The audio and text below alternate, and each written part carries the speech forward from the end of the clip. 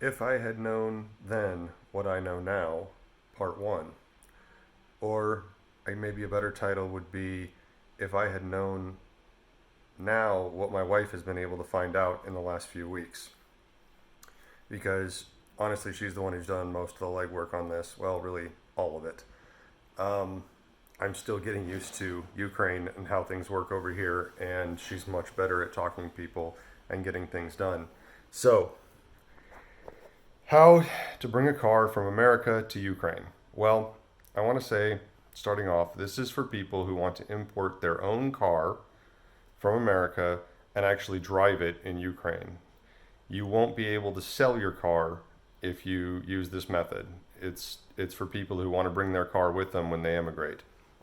So, uh, if you're coming from the EU, this is not going to work for you. So, the first thing you need to do, though, while you're still in the United States, obviously apply for your D visa, and you want to update your car registration in whatever state you live in.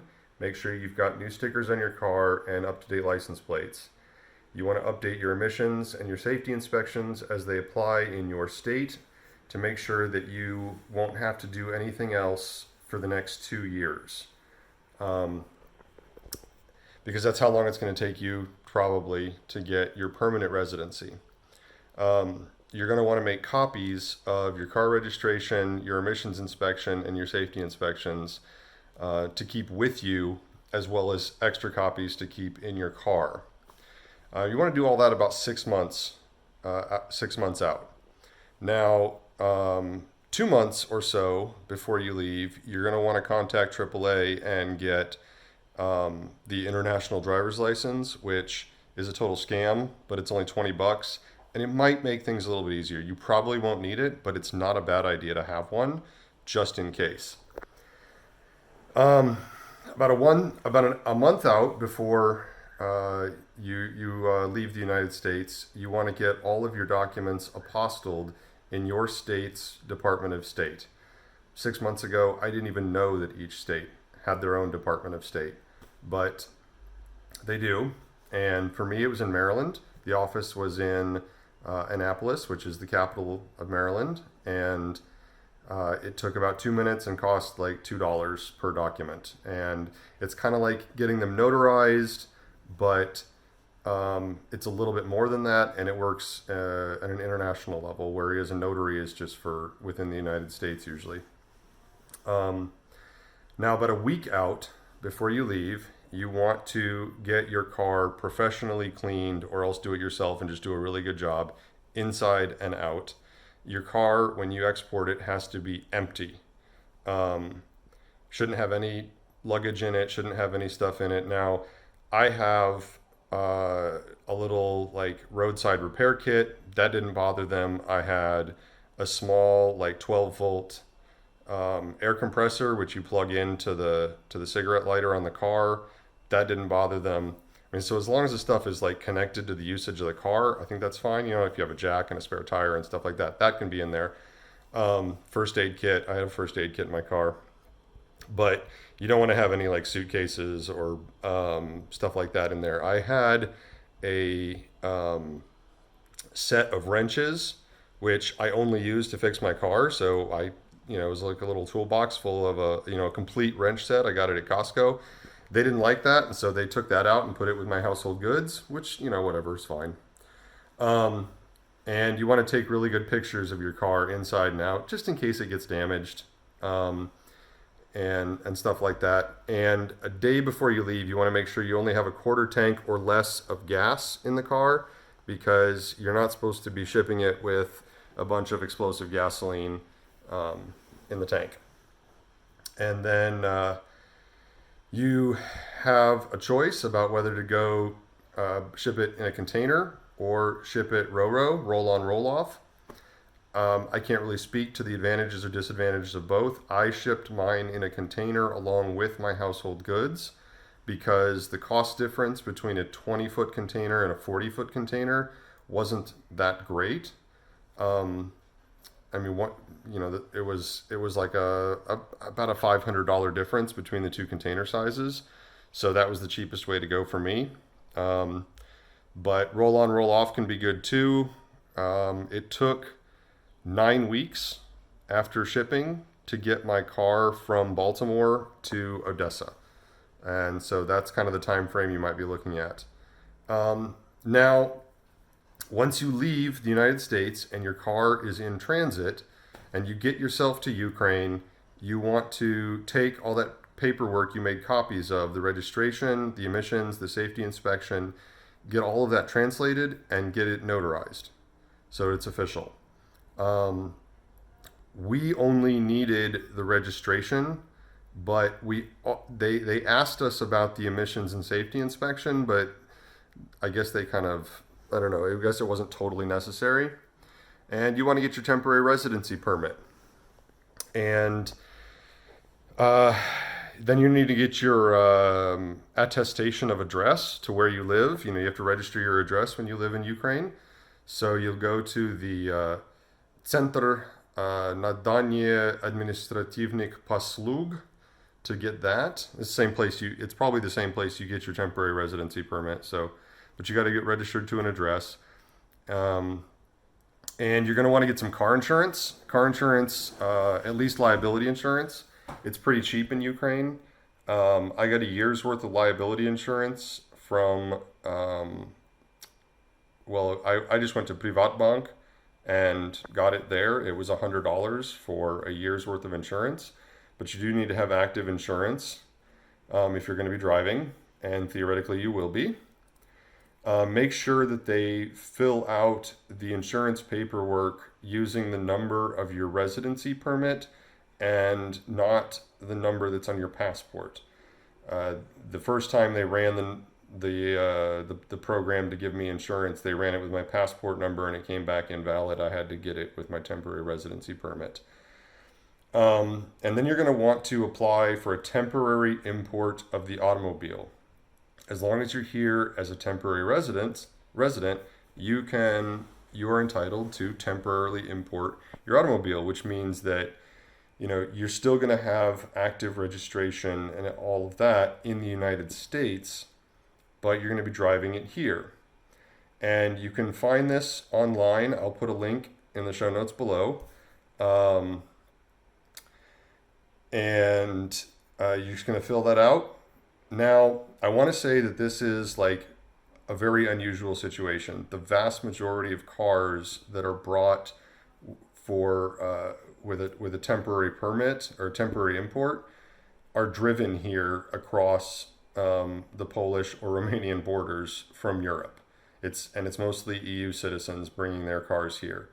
It's much more rare that American citizens want to do this. And so the guys at the port and the people in the company we were working with weren't totally ready for this situation. And initially they wanted to charge us all of the import duties on the car, which my car is a 2010 Toyota RAV4, and that would have been about $4,500. Almost half the price of the car. Like, honestly, that car is selling for about $8,000 in the United States right now. I've owned it for many, many years. I've put about 80,000 miles on mine. So, and it's fully paid off. So, that's the other thing. Your car has to be paid off and it has to be totally yours. And you're going to need the title to the car. I think I forgot to mention that earlier. You are going to need the car title. The company that handles your shipping is going to require the car title first, and then they should give it back to you. I got mine back after I arrived in Ukraine. They sent it to me via DHL, and it got here in like 2 days. And you might need to get that translated and notarized as well. But just be aware that this is an unusual situation. Bringing a car through the port at Odessa for a temporary import is unusual. The vast majority of cars that are coming through that port are wrecked American cars that are being brought here for sale. And if you're doing a temporary import, you cannot sell the car because the car isn't, legal to be sold in Ukraine until you pay the import duties on it. Um, so that's about it. When the car arrives in port, um, you go down to Odessa, you work with your shipping company down there, and you go and pick up your car at the port, um, and drive away in it. And that's about it. You still get, you still keep your American plates on the car, and you keep a copy of that temporary import in your glove compartment at all times, because if you get pulled over by the cops, you need to show that to them. Um, your American driver's license is still good. I do plan on getting a Ukrainian driver's license at some point, but there's, I've been here since June, and so like for 2.5 months, and we are still in the process of moving. We're going to eventually be living in Lviv. Right now, we're staying in Kiev in my wife's apartment. So, and it looks like this week we should finally be moving to Lviv when my household goods get here. Um, and so, like I said, I imported my car and my household goods in the same container. They took the car out of the container.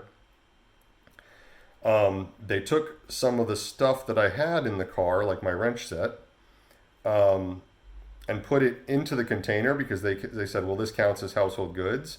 Oh, and then they also so I have a tow hitch on my car, and the little ball thing is detachable, and it was sitting in my car, and they said that's part of my household goods too.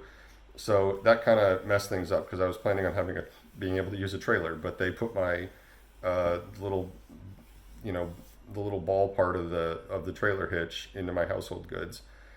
Um, and then the household goods are still in the container, and the containers being has already been shipped to Kiev, and we're gonna go get that out of customs on Monday. Um, and that's about it. So yeah, you've got your Ukrainian liability insurance. Oh, you should probably get a dash cam too. I mean, why not? I've got one that the camera that points out the front and also points out the back. It's just a good idea for the way insurance works here. That way you've got proof um, that everything's good. But yeah, so that's about it.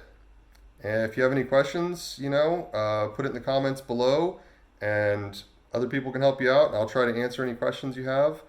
My wife's a real expert on this, so uh, one of us will be able to probably get to the bottom of any questions you have. Now, I should say, so I've imported household goods, I've imported a car, and I'm in the process of importing my dog.